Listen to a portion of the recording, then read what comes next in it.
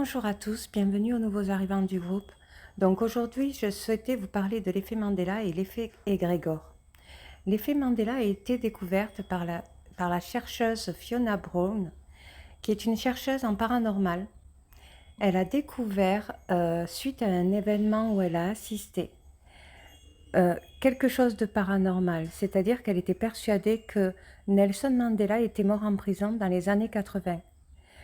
Or que, suite à cet événement, elle s'est aperçue que Nelson Mandela est décédé le 5 décembre 2013. Donc elle s'est aperçue que c'était une fausse information. Comment elle a instauré, d'après ses recherches, l'effet Mandela? Elle s'est aperçue que un bon nombre de personnes, après ses recherches, étaient persuadées que Nelson Mandela, en posant la question, était mort en prison dans les années 80. Or, que suite à cet événement, elle ne comprend pas comment se fait que plusieurs personnes pensent que Nelson Mandela est mort en prison, alors qu'il est mort le 5 décembre 2013. Comme si on avait basculé d'un monde à l'autre. Elle s'est aperçue, suite à cet effet Mandela, que beaucoup d'autres images, situations et événements n'étaient pas celles que un bon nombre de personnes pensaient. Dans l'exemple du Monopoly, Monsieur Monopoly, Rich Uncle Pennybags, dans la photo du Monopoly, il n'a pas son verre à l'œil. Alors que bon nombre de personnes sont persuadées que dans leur jeu de Monopoly, Uncle Pennybags avait sa loupe sur l'œil. Il y a plusieurs images, parce qu'il y a eu des recherches suite à cette recherche sur l'effet Mandela. Il y a eu plein de recherches au niveau du paranormal, de situations où les événements sont complètement changés. Comme Coca-Cola, où il y a, certains le voient avec un trait d'union entre Coca et Cola. D'autres ne voient pas de trait d'union. Dans la réalité, il n'y a pas de trait d'union. Dans le personnage Pikachu, on voit le bout de sa queue avec un trait noir. La réalité du personnage Pikachu, il n'y a pas de trait noir. Et ils se sont rendus compte, les chercheurs en paranormal, qu'il y avait plein d'événements et de situations, d'images comme ça, et qu'ils ne trouvaient pas normal que bon nombre de personnes voient la même chose, alors que dans la réalité, ce n'est pas du tout le cas. Alors, il y a la théorie de l'intrication quantique, la mécanique quantique, que depuis les années 30, les physiciens faisaient des recherches et ont découvert un phénomène dans lequel deux particules forment un système lié et présentent des états quantiques dépendants l'un de l'autre, quelle que soit la distance qui les sépare. Cela veut dire que deux particules qui forment un système lié présentent des états quantiques dépendants l'un de l'autre, que les particules dépendent l'un de l'autre. Donc, les physiciens, des années 30, se sont beaucoup mis à cette recherche, se sont beaucoup battus sur cette recherche quantique. Einstein jusqu'à sa mort. Mais il s'opposait tellement qu'il n'était pas d'accord. Alors, d'après des chercheurs d'aujourd'hui, australiens, il y aurait un monde parallèle au nôtre, c'est-à-dire un univers parallèle, avec un monde où il y aurait un plus et un monde moins. Donc, d'après les recherches d'Einstein dans les années 30, ce monde plus apporterait de l'énergie au monde moins, jusqu'à l'équilibre, d'après sa théorie. Mais d'après les chercheurs australiens d'aujourd'hui, ils sont persuadés qu'il y aurait un autre univers et qu'il y aurait une autre planète Terre dans un autre système solaire. Ils en ont la certitude. Et ce qu'expliquait Einstein dans ses recherches, c'est qu'il y aurait une particule plus et une particule moins.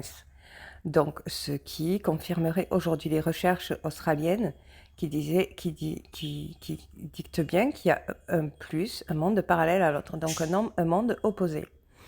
Einstein disait que les particules avaient besoin de s'équilibrer.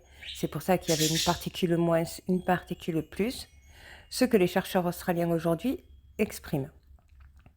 Donc cela pourrait expliquer l'effet Mandela dans le sens où les événements changent, soudainement se transforment. Ça restera du paranormal, malgré que la réalité nous montre le contraire. Parce que cela veut dire que le système cognitif, le cerveau, aurait perçu autre chose que la réalité. Donc cela veut dire qu'au niveau énergétique, nous ne voyons pas tous la réalité, que la réalité change, si l'on regarde bien. Donc ça reste théorique, seulement d'après les chercheurs australiens, ils en sont persuadés. C'est technique. Donc cela peut prouver pourquoi nous avons cette sensation que les événements changent du jour au lendemain, en fait. Donc, tout ça pour vous dire que, voilà, je souhaitais faire cette vidéo, vous pourrez aussi rajouter qu'il y a l'effet égrégore. L'effet égrégore est une assemblée de personnes qui croient et pensent la même chose, qui sont les mêmes sensations, les mêmes émotions et voient la même chose. Et quand on pense et voit la même chose, on apporte de l'énergie, et ça c'est une théorie, on apporte de l'énergie pour faire apparaître ce qu'on pense et ce qu'on voit. Et ça rejoint aussi l'effet Mandela et l'intrication quantique. Donc tout ça, cette vidéo, je la fais aussi par rapport à ce que nous avons vécu pendant le Covid.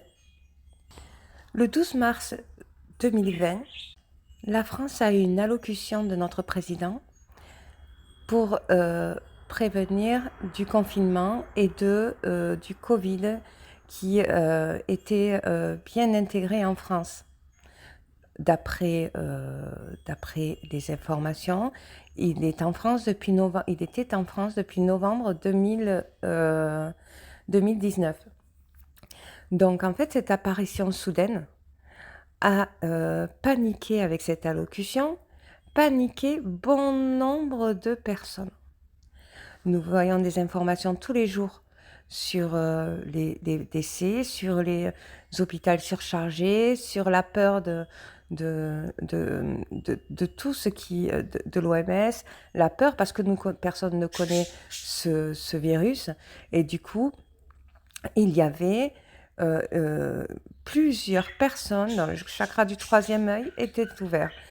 Comme je vous l'avais expliqué, l'émotion du chakra du troisième œil est la peur. Quand vous avez une émotion de peur qui arrive, ça ouvre votre chakra du troisième œil. Alors, où vous la surmontez et jusqu'à que la peur disparaisse et l'événement disparaît, ou la peur vous gagne et vous n'arrivez pas à la surmonter. Donc, il y a eu plusieurs mois où nous avons commencé à être confinés, ce qui amplifiait les peurs, ce qui amplifiait tous les jours des informations à la télé qui nous montraient les décès, tout ce qui se passait dans tous les pays, les passes sanitaires, tout ce qu'on nous a instauré, mettant en vigilance toutes les personnes âgées qui étaient fragiles, les personnes qui ont des problèmes de santé, dont les personnes âgées qui seraient les premières victimes de justement ce virus. Les personnes âgées, ce sont des personnes qui passent leur temps devant la télé, pour la plupart d'entre eux. Et c'est vrai qu'il y a eu au niveau statistique beaucoup de personnes âgées qui n'ont pas survécu au Covid suite à la peur que ça a engendré. Donc certaines personnes éteignaient leur télé, d'autres la laissaient allumée. Dans les personnes qui avaient des problèmes de santé, c'était la même chose. En entendant ça, leur chakra du troisième œil était encore plus ouvert. Donc la peur créait de l'anxiété chez beaucoup de personnes. Donc en fait, qu'est-ce qui s'est passé ensuite? Il y a eu cette vaccination, cette recherche de vaccination pour justement éradier le virus. Et cette croyance afin que les gens puissent être persuadés que le virus serait irradié suite à la vaccination. Sauf que c'était une recherche tellement rapide que des personnes, bon nombre d'entre vous, n'étaient pas d'accord avec cette obligation vaccinale. Donc, il y a eu beaucoup d'opposition, beaucoup de personnes qui avaient peur par rapport à leur vie. Et la peur engendrait des faits. Certaines personnes sont décédées suite à des vaccinations, d'autres ont survécu. Cela dépend ce que, quand vous avez ouvert votre chakra du troisième œil, ce que vous avez pensé, la peur que ça a engendré, de faire le vaccin ou pas. Alors, pour le coup, aujourd'hui, nous voyons bien que pas tout le monde ne s'est fait vacciner et que soudainement, le virus a complètement disparu à partir du moment où il a été classé grippe. Il y avait sur ce virus des croyances qui partaient dans tous les sens, avec un bon nombre de personnes croyant diverses situations. Ce qui pensaient, qui prouvaient qu'il nous arrive, avec l'anxiété, ce que l'on pense, en fait. Donc, si l'on pense que ce virus est dangereux, qu'il tue, et que l'anxiété nous gère, on va céder à ce que l'on pense. Si l'on pense que la vaccination est dangereuse et que ça peut provoquer des complications au niveau de la maladie, on va céder et on va activer ce que l'on pense. Si l'on pense qu'on va éradier le virus, un bon nombre d'assemblées de personnes, on va activer aussi ce que l'on pense. Une assemblée de pensées crée un effet égrégore, crée comme un pouvoir énergétique qui fait, avec des chakras du troisième œil ouvert, en plus avec l'émotion de la peur, crée des faits. Donc, beaucoup d'entre vous ont été mis en vigilance vis-à-vis de leurs croyances. Donc, c'est comme si vous avez jeté un sort à quelqu'un. Oui, par exemple, des disputes familiales, on a vu aussi. On a entendu des gens qui disent si tu ne vaccines pas ton père ou ton grand-père ou ton grand-mère, si tu ne l'incites pas à se faire vacciner, il va mourir. Et quelque temps après, le grand-père ou la grand-mère meurt parce qu'il n'a pas fait le vaccin. En fait, les croyances étaient tellement fortes que ça agissait sur les pensées des autres. Ça créait de l'anxiété qui faisait des chakras du troisième œil où ils n'arrivaient pas à surmonter la peur et qui, du coup, ils cédaient. Dans l'intrication quantique de la recherche d'Einstein, il disait que les particules, il y avait une particule plus, et dans cet opposé de particules éloignées, il y avait une particule moins qui était liée. Et ces particules plus apportaient de l'énergie à cette particule moins afin de s'équilibrer et de créer un ensemble de particules. Donc, dans la physique, dans la théorie d'Einstein, il exprime bien que le partage énergétique qui se fait entre deux particules identiques. Donc, et il disait que c'était à travers de la pensée qu'on rechargeait une particule.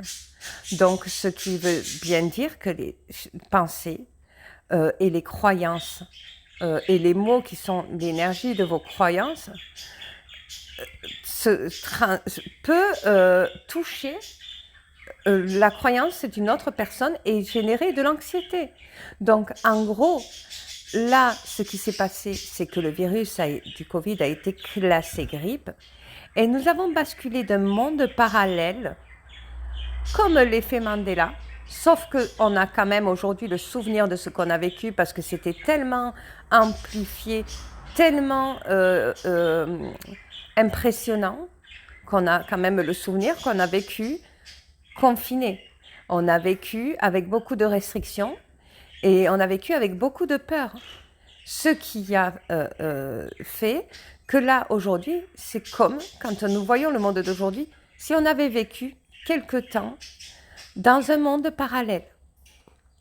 Et là, soudainement, tous les chakras du troisième œil sont fermés et soudainement, les hôpitaux sont déchargés, les gens vivent sans masque dans les rues et sont libres de participer à des événements où il y a des assemblées de millions de personnes.